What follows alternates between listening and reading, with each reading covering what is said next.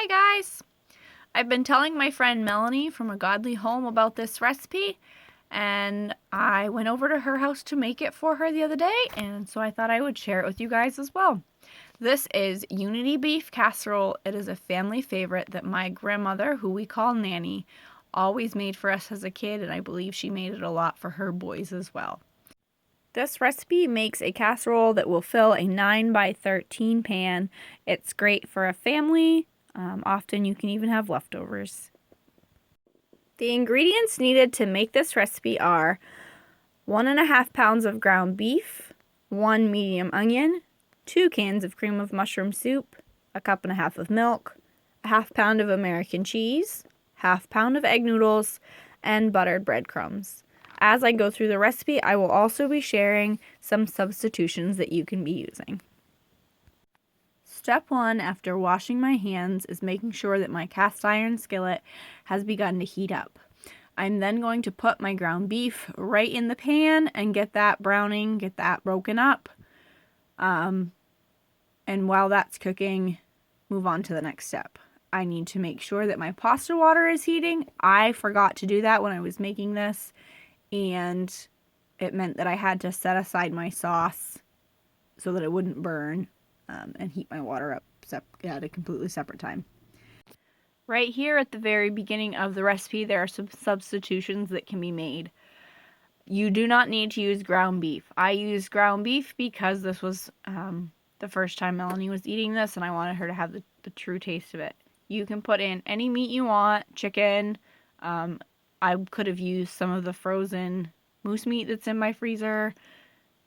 All kinds of options. I wouldn't put in anything like sausage because it's going to come with its own spices, but a plain meat would be fine.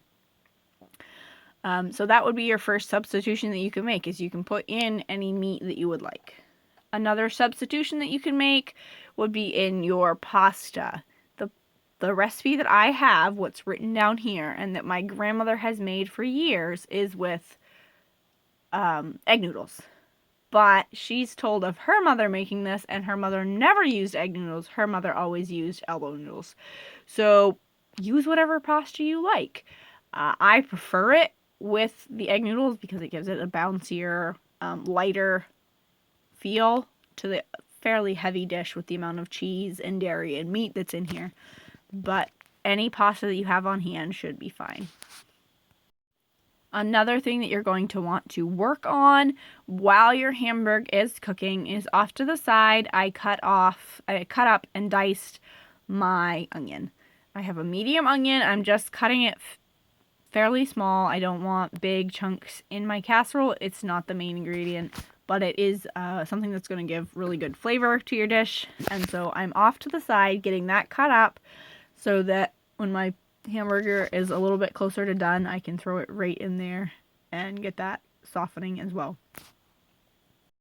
As you're cooking your hamburger, remember not to cook it as a one solid chunk. Break it up into smaller pieces, which is a lot easier to do while it's still raw or slightly undercooked. It's a lot easier to do it then instead of later on after it's fully cooked. A burger or whatever would be a lot harder to break up. So break that up right here, right now, and that will also help it to cook faster. Once your hamburger or whatever meat you have chosen is cooked well and just about done, you're going to want to either drain the grease off, making sure not to pour it down the drain. I have been known to pour it into a used can from like my vegetables or something, or my mom would even set aside like an empty peanut butter jar, and we would keep it in the fridge, and we just keep pouring it in so we could put it all in the trash all at once. What you see us doing here is a hack we saw online. We pushed the hamburger to the side of the pan and then took a paper towel, soaked up all the grease, and then we're able to just throw the paper towel away. And that took care of the grease, and we were able to move right on. Once the grease is out of the frying pan, I then add in my chopped or diced onions. You can chop them by hand, you can use a machine, whatever, but you're going to want your onions mixed in and just let the hamburger and the onions sit and continue cooking for a couple of more minutes. Not super long, just enough to allow the onions to begin softening up. While your onions are softening, off to the side again, you're going to take your ½ pound of American cheese and begin cutting it up into cubes, just so that it will melt faster when we add it to the frying pan. Here comes our second substitution. This is going to be the next place where you can put in something different. Our recipe calls for American cheese, and that's what I put in. My grandmother said she has also used Velveeta cheese, and I imagine that you could try it with other things as well. If you do, let me know. Tell me how it works.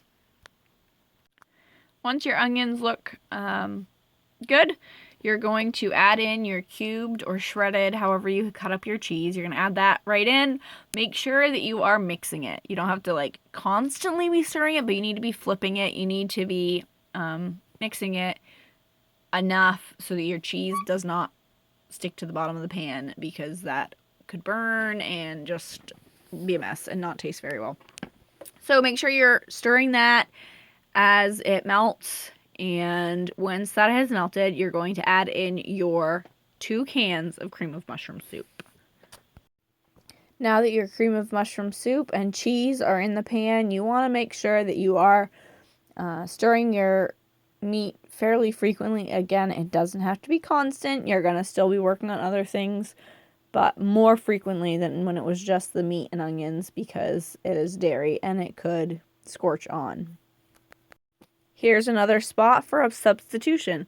There are many different kinds of cream of soups that could be used. I've only used cream of mushroom, but I don't see why you couldn't use one of the other ones.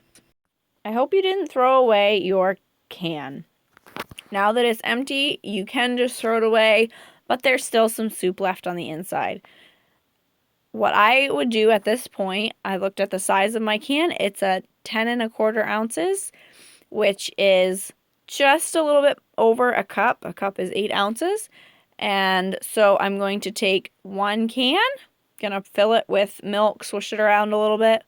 And then the second can, I'm not gonna fill. In fact, I'm not gonna really take it much, put very much in it, but I'm gonna put just a little bit in and swish it around, and that will give me my 1.5 cups of milk that is required. Your sauce is complete. Make sure that you're stirring it well as it heats up, and make sure that it's not sticking. I also hope that while you have been making your sauce, you've been paying attention to your pasta, your noodles. I didn't. I completely forgot to put my water on to boil, so I had to set my whole pan aside so that it wouldn't burn and put my pasta water on to boil. You want your noodles cooked done, but on the verge of not being done. Mine went just a little bit past al dente because I don't like al dente pasta, but it's going to go in the oven to bake as well, so it doesn't need to be perfectly done. Please excuse the background noise. Spud found a bone. You're going to want to make sure to drain your pasta and set that aside. Your sauce can also be set aside at this point. And you're going to have your third part of the casserole. Next, you're going to take your crumbs. I used breadcrumbs. You can also use cracker crumbs. You can use just loaves, pieces of bread that you have on hand and make it into crumbs. You can use Italian breadcrumbs, panko breadcrumbs. There's a whole bunch of different options, but you're going to want some crumbs and some melted butter. I have about 4 cups of breadcrumbs that I made at home with leftover heels, and I have, I don't know, half a stick of butter maybe that I melted in the microwave. You're just going to carefully mix this together and get it well incorporated. For a little hint from Nanny, a little trick from Nanny, when you finish a loaf of bread and you have those heels left over, chop them up, use a food processor, use your hands, whatever, but make the breadcrumbs and stick them in a container or a bag in the freezer for whenever you need breadcrumbs. All right, it's time to assemble your casserole. Your oven, if it hasn't been turned on yet, turn it right on, get it preheating to 350. And in your 9x13 casserole dish, you're going to pour your noodles. They're drained, they're all ready to go, but pour those noodles right into your dish. And then it took a second set of hands for me, but you're going to pour your meat sauce right over top of it. Pour that all in, scrape your pan. You don't want to lose any of that deliciousness.